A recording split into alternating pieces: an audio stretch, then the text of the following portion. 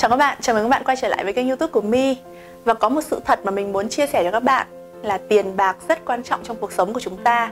Bởi vì chúng ta đang sống trong cái chiều không gian 3D của vật chất. Cho nên dù bạn là một người sống thiên về thế giới tâm linh tinh thần thì bạn vẫn phải cần đến tiền bạc để mà duy trì cuộc sống. Trên thực tế, việc bạn có trở nên giàu hay không phụ thuộc rất lớn vào cái tư duy của các bạn về tiền bạc. Có thể ở hiện tại bạn đang chưa giàu có, nhưng chỉ cần bạn có những cái tư duy đúng đắn về tiền thì sớm hay muộn bạn cũng sẽ trở nên thịnh vượng. Cho nên trong cái video lần này mình sẽ chia sẻ cho các bạn 5 tư duy đúng đắn về tiền bạc mà tất cả chúng ta đều nên biết, và biết càng sớm càng tốt. Tư duy đầu tiên về tiền bạc: sự thật tạo ra tiền, sự giả dối hủy hoại nó. Có một sự thật rằng tất cả chúng ta trong hầu hết các tình huống đều không trung thực về vấn đề tài chính của bản thân mình.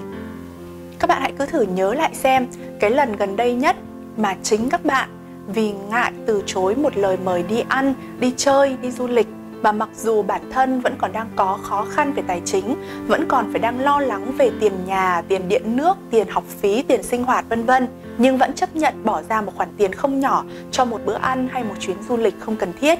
Hay là chỉ vì muốn chứng tỏ bản thân mà mặc dù điều kiện tài chính còn hạn hẹp, nhưng mà bạn sẵn sàng chi ra một khoản tiền không nhỏ để mua một cái đồ hàng hiệu, mua một chiếc túi xách đắt tiền, một bộ quần áo đắt tiền. Thậm chí có nhiều người còn đi mượn xe, mượn đồng hồ, mượn túi xách, mượn đồ hiệu đắp lên mình, trong khi thực chất thì chính họ còn đang ôm một đống nợ rất là lớn. Hoặc nữa là khi mà bạn còn đang rất là thiếu thốn, nhưng mà vì ngại từ chối những cái lời mượn tiền của người khác, cho nên bạn vẫn phải cắn răng chấp nhận cho người khác mượn tiền.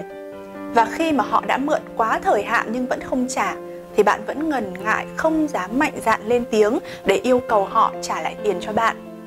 Thì tất cả những cái ví dụ trên nó đều là biểu hiện của sự thiếu trung thực về tình hình tài chính của bản thân. Các bạn có thể tự soi chiếu lại với chính bản thân các bạn. Tất cả những cái lúc mà các bạn không trung thực với tình hình tài chính của bản thân như vậy thì các bạn đều gặp phải những cái khó khăn, những cái phiền toái, những cái rắc rối về tài chính hết. Cho nên nếu muốn thoát khỏi những cái rắc rối, khó khăn về tiền bạc thì việc đầu tiên mà chúng ta cần làm đó là hãy trung thực về cái tình hình tài chính của bản thân mình. Nếu như ở hiện tại bạn vẫn còn đang thiếu thốn, bạn vẫn còn đang phải lo lắng về tiền nhà, tiền điện nước, tiền sinh hoạt, thì hãy mạnh dạn từ chối tất cả những lời rủ đi ăn, đi chơi, đi du lịch không cần thiết.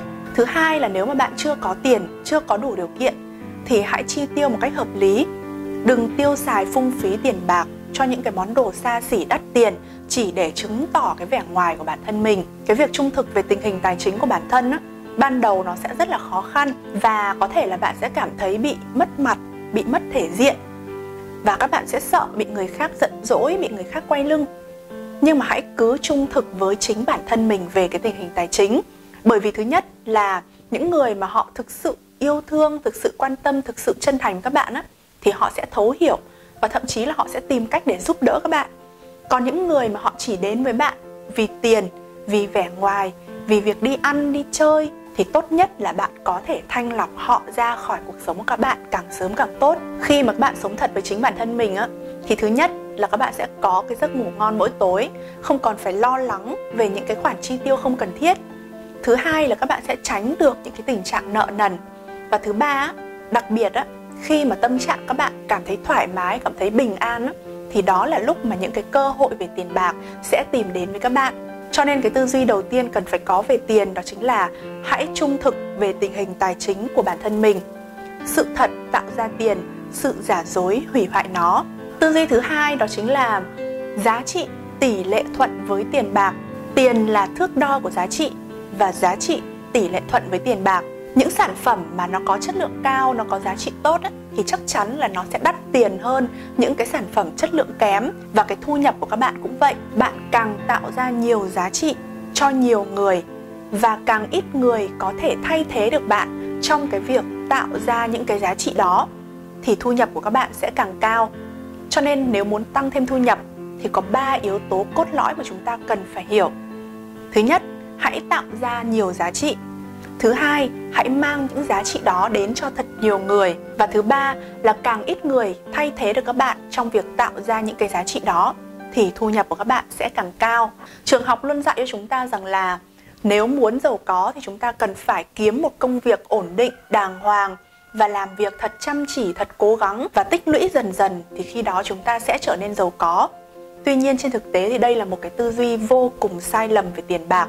Nếu như các bạn chỉ làm một công việc ổn định, ngày này qua ngày khác với một cái mức lương ổn định mà các bạn không phát triển cái công việc của mình lên á, thì cuộc sống của các bạn cũng sẽ chỉ dừng lại ở cái mức gọi là ổn định. Còn nếu như các bạn làm việc chăm chỉ, cật lực, các bạn có làm thêm ca, làm thêm giờ, nhưng mà cái giá trị các bạn tạo ra không cao, các bạn không thể mang được cái giá trị đấy đến cho nhiều người, và có rất nhiều người có thể thay thế các bạn trong cái việc tạo ra những cái giá trị đó, thì chắc chắn là cái thu nhập của các bạn nó cũng sẽ không thể tăng lên được. Tại sao những chuyên gia, những cố vấn, những lãnh đạo cao cấp lại có mức thu nhập rất là cao? Bởi vì họ là những người tạo ra giá trị cốt lõi cho công ty. Họ có thể mang cái giá trị đó phục vụ cho nhiều người, và rất ít người có thể thay thế họ trong cái công việc đó, đúng không nào? Tại sao những doanh nhân lại có rất nhiều tiền? Bởi vì họ tạo ra những cái sản phẩm chất lượng và họ phục vụ được cho rất nhiều khách hàng. Cho nên là muốn tăng thêm thu nhập á, thì hãy đừng cật lực, đừng chăm chỉ, đừng vất vả làm đi làm lại những cái công việc mà nó tạo ra ít giá trị. Hãy tạo ra một cái giá trị mới của riêng bạn và phục vụ cho nhiều người nhất có thể. Và hãy biến mình trở thành một chuyên gia có thật nhiều kỹ năng, thật nhiều kinh nghiệm, thật nhiều hiểu biết trong cái lĩnh vực đó. Thì khi đó cái thu nhập của các bạn nó sẽ càng ngày càng được tăng lên rất là cao. Tư duy thứ ba về tiền bạc: các mối quan hệ chính là tiền. Trên thực tế khi mà xét về khía cạnh tài chính và tiền bạc á, thì chỉ có hai nhóm mối quan hệ. Nhóm thứ nhất là nhóm mà sẽ giúp bạn tạo ra tiền, và nhóm thứ hai là nhóm khiến cho bạn càng ngày càng mất tiền. Những mối quan hệ mà giúp bạn có thêm tiền á, là những mối quan hệ đem đến cho bạn những cái cơ hội về tiền bạc. Ví dụ như là cơ hội về công việc, về sự hợp tác, về sự cộng sự, về việc đầu tư làm ăn, hay là những cái mối quan hệ mà cho tặng bạn những cái thứ mà liên quan đến tài chính và tiền bạc. Đó có thể là gia đình, là bạn bè, là đồng nghiệp, là đối tác, là cộng sự, vân vân. Còn ngược lại, những cái mối quan hệ mà khiến cho bạn càng ngày càng mất tiền á, là những cái mối quan hệ chỉ tìm đến bạn để đi ăn, để đi chơi, để đi mua sắm, hay là những cái người mà chỉ tìm đến bạn để vay mượn tiền. Cho nên để tránh xa những cái rắc rối và phiền toái về tài chính á, thì hãy phân biệt được đâu là những mối quan hệ giúp bạn có thêm tiền và đâu là những mối quan hệ sẽ ngốn sạch tiền của các bạn. Đối với những người mà họ chỉ tìm đến bạn để vay mượn, để rủ đi ăn, đi chơi, thì các bạn nên hạn chế những cái mối quan hệ đó lại. Còn với những cái mối quan hệ mà giúp bạn có thêm tiền bạc á, là người thân, là bạn bè, là gia đình, là cộng sự, là đối tác làm ăn á, thì hãy trân trọng, hãy tìm cách để củng cố, để phát triển những cái mối quan hệ đó. Cho nên hãy cẩn thận với tất cả những mối quan hệ xung quanh bạn, bởi vì đó chính là tiền của bạn. Tư duy thứ tư về tiền: quản lý tiền bạc là một việc làm rất quan trọng mà tất cả chúng ta đều nên học càng sớm càng tốt. Nếu như bạn không biết quản lý tiền bạc thì bạn sẽ rất dễ bị rơi vào một trong hai cái thái cực. Thứ nhất là bạn sẽ rất nhanh tiêu hết số tiền bạn kiếm được một cách rất là phung phí. Và thứ hai là bạn sẽ tiết kiệm bằng cách cất tiền vào tủ và làm mất giá trị của tiền. Trường học luôn dạy chúng ta rằng phải biết tiết kiệm để làm giàu. Nhưng trên thực tế thì việc mà bạn cất tiền vào trong tủ là một cái hình thức mà bạn đang làm mất giá trị đồng tiền của chính bạn. Bởi vì trong kinh tế thì nó luôn tồn tại một cái khái niệm gọi là lạm phát, tức là giá cả của hàng hóa thì luôn tăng lên qua các năm. Như ở Việt Nam thì cái mức lạm phát của chúng ta trong những năm gần đây là rơi vào khoảng hơn 2% một năm. Cho nên khi mà bạn mang tiền bạn cất vào tủ thì qua từng tháng, từng năm cái giá trị, cái sức mua của đồng tiền nó sẽ càng ngày càng đi xuống. Cho nên cái việc tiết kiệm bằng cách cất tiền vào tủ là một tư duy vô cùng sai lầm về tiền bạc. Để quản lý tiền bạc thì tốt nhất là bạn nên chia thu nhập của bạn ra thành các quỹ. Bạn có thể chia thành nhiều quỹ: quỹ tiêu dùng, quỹ học tập, quỹ phát triển bản thân, quỹ tiết kiệm, quỹ đầu tư, vân vân. Nhưng với mình thì chỉ cần chia thành hai quỹ là đủ. Đó là quỹ tiêu dùng và quỹ đầu tư. Quỹ tiêu dùng là những cái khoản tiêu dùng cần thiết trong tháng của các bạn Còn tại sao mình lại chỉ chia thành quỹ đầu tư mà không chia thành quỹ tiết kiệm? Bởi vì như mình đã nói ở trên, đúng không? Nếu như các bạn tiết kiệm bằng cách là cất tiền vào tủ thì trên thực tế đó không phải là tiết kiệm, mà đó là làm mất giá trị của tiền. Còn nếu như các bạn tiết kiệm bằng cách là gửi tiết kiệm ngân hàng thì thực chất đó cũng chính là một khoản đầu tư rồi, bởi vì nó cũng mang lại cái lợi nhuận qua các năm cho các bạn. Cho nên chúng ta chỉ cần chia tiền thành 2 quỹ là quỹ tiêu dùng và quỹ đầu tư là đủ. Về cái quỹ đầu tư á, thì các bạn hãy cứ dựa vào cái hiểu biết của các bạn, đầu tư vào những cái lĩnh vực mà các bạn thực sự hiểu biết về nó. Nếu như các bạn hiểu biết về đất đai, về thị trường nhà đất thì các bạn có thể đầu tư vào bất động sản. Nếu các bạn am hiểu về tài chính thì có thể đầu tư vào cổ phiếu, trái phiếu hay là vàng. Còn nếu như các bạn không hiểu biết về bất kỳ một cái lĩnh vực đầu tư nào á, thì tối thiểu là hãy gửi tiết kiệm ngân hàng, chứ đừng mang tiền cất vào trong tủ. Cho nên quản lý tiền bạc là một cái kỹ năng gọi là thiết yếu mà tất cả chúng ta đều nên biết, chứ không riêng gì những người làm về kinh tế hay là làm về tài chính cả. Và thứ 5, tư duy cuối cùng về tiền đó chính là lòng biết ơn giúp bạn thu hút nhiều tiền hơn. Đa số chúng ta đều không để ý đến cái điều này. Chúng ta rất thích tiền, chúng ta rất cần tiền, nhưng mà chúng ta lại ít khi trân trọng những cái đồng tiền chúng ta đang tiêu. Chúng ta thường tiêu tiền với một thái độ rất là thản nhiên, rằng đó là cái công cụ để mà giúp chúng ta mua sắm hàng hóa. Nhưng mà chúng ta lại không biết rằng chính cái lòng biết ơn, cái sự trân trọng á, mới là cái phương thức để giúp cho các bạn thu hút nhiều tiền hơn. Mình từng đọc một cái cuốn sách có tên là Vì sao những người thành đạt thường dùng ví dài của tác giả Kameda Junichiro. Thì ông ấy chia sẻ một cái câu chuyện về chiếc ví. Nghe thì rất là tâm linh, nhưng mà khi mà mình áp dụng theo á, thì thực sự là nó cải thiện cái tình hình tài chính của mình rất là rõ rệt.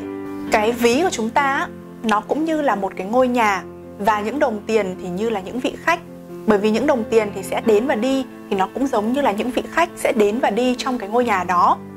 Và đương nhiên là những vị khách thì sẽ luôn thích những cái ngôi nhà khang trang, ngăn nắp, sạch sẽ, gọn gàng, đúng không nào?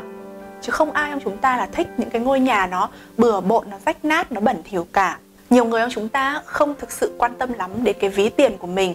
Chúng ta thường để cho cái ví nó rất là cũ, nó rất là nát, nó bị mốc, nó bị bẩn. Và chúng ta nghĩ rằng nó chỉ là một cái công cụ để đựng tiền thôi. Nhưng mà trên thực tế thì không phải vậy.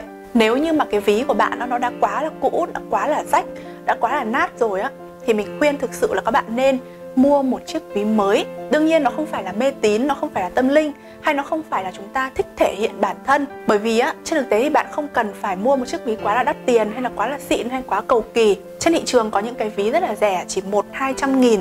Quan trọng ở đây á, là khi một cái ví nó lành lặn, nó mới, nó sạch sẽ, nó phẳng phiu á, thì nó sẽ giúp cho các bạn rất nhiều trong việc lập trình lại cái tiềm thức của các bạn về tiền bạc. Thứ hai á, là cái việc mà bạn sắp xếp tiền bạc và giấy tờ trong ví. Đa số chúng ta không để ý đến cái việc này. Chúng ta hay sắp xếp tiền rất là lộn xộn, cái ngang, cái dọc, cái ngược, cái xuôi. Thậm chí có những cái đồng tiền lẻ chúng ta còn vo viên và nhét vào túi áo, túi quần á. Nhưng mà trên thực tế thì nó sẽ lập trình vào trong các bạn một cái tư duy không cẩn trọng khi mà sử dụng tiền bạc. Hãy sắp xếp lại những cái đồng tiền trong ví thật là ngăn nắp, từ những đồng tiền lẻ cho đến những đồng tiền chẵn. Và những cái hóa đơn mua hàng á, thì trên thực tế nó chính là những cái rác thải. Nhưng mà đa số chúng ta thường hay tích trữ những cái hóa đơn này lại trong ví. Chính bản thân mình ngày xưa, mình cũng rất hay thích tích trữ hóa đơn lại trong ví.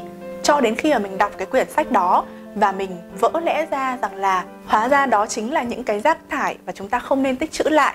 Cho nên là chỉ với những hành động nhỏ như thế thôi, nhưng mà nó sẽ giúp cho các bạn lập trình lại cái tiềm thức, cái tư duy, cái cách nhìn của các bạn về tiền bạc. Hơn nữa là hãy biết ơn về tất cả những cái đồng tiền mà các bạn tiêu á. Dù cho nó là những đồng tiền lẻ chỉ là 1.000, 2.000, 5.000, 10.000, thì khi mà bạn biết ơn, bạn trân trọng á, thì bạn tỏa ra những cái tần số năng lượng rất là cao cùng với tần số rung động của tiền bạc, và nó sẽ thu hút thật nhiều tiền hơn đến với các bạn. Cho nên trên đây là 5 tư duy về tiền mà ai cũng nên biết càng sớm càng tốt. Có thể hiện tại các bạn chưa giàu, nhưng mà chỉ cần các bạn có những cái tư duy đúng đắn về tiền thì sớm muộn gì các bạn cũng sẽ trở nên giàu có. Ok, cảm ơn các bạn đã theo dõi video này. Và nếu như các bạn quan tâm đến chủ đề về tu tập, phát triển bản thân, chữa lành, tâm linh thì hãy đăng ký kênh của mình nha. Xin chào và hẹn gặp lại các bạn.